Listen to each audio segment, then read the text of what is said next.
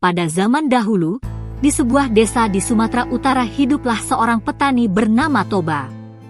Ia bekerja sebagai petani dan menangkap ikan. Setiap sore selesai menggarap ladang, ia menuju sungai dekat rumahnya.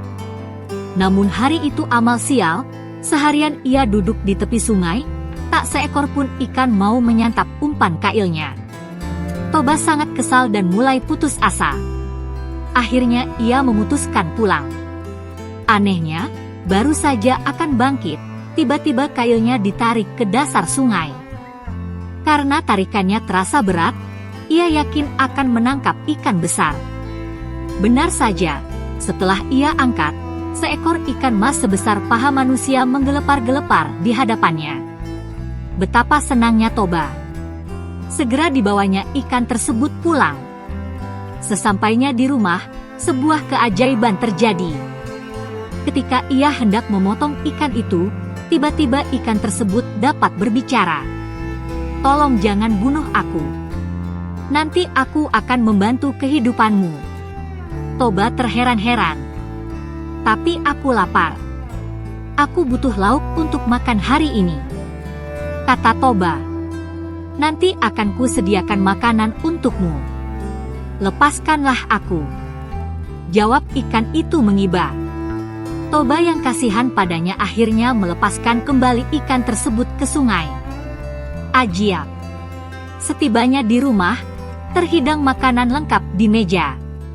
Bahkan di dapur ada seorang wanita cantik jelita yang sedang memasak. "Terima kasih kau telah menolongku. Aku adalah wanita jelmaan ikan itu. Sekarang aku mengabdi kepadamu," ujarnya. Wanita tersebut ternyata merupakan seorang putri yang dikutuk menjadi ikan.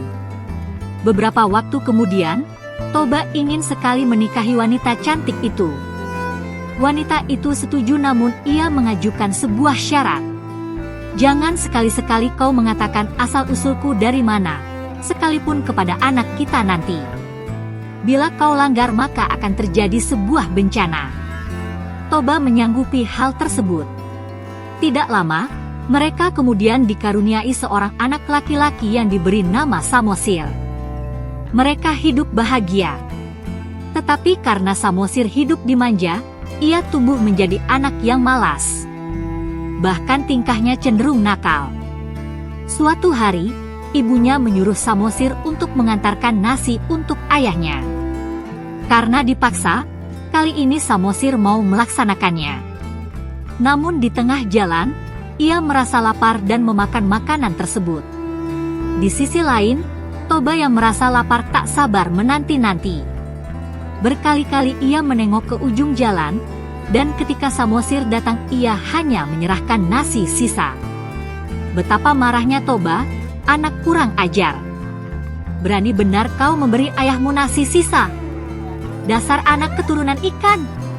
Lalu dipukulnya Samosir hingga ia menangis. Samosir kemudian segera pulang dan menemui ibunya dan mengadukan apa yang terjadi. Ibunya terperanjat. Tiba-tiba petir menyambar langit. Seketika angkasa menggelap. Cepat-cepat wanita itu menyuruh Samosir naik ke bukit paling tinggi. "Cepatlah, nak. Selamatkan dirimu," teriaknya. Samosir segera berlari menuju bukit. Lalu turunlah hujan amat lebatnya. Wanita itu segera terjun ke dalam sungai dan kembali berubah menjadi ikan. Sungai mendadak bergolak. Toba ketakutan, dan teringatlah ia pada janjinya yang sudah ia langgar. Tapi sudah terlambat, air sungai terus meluap dan menenggelamkan seluruh desa. Lama-kelamaan genangan air itu membentuk sebuah danau bernama Danau Toba. Sedangkan pulau di tengah-tengahnya dinamakan Pulau Samosir.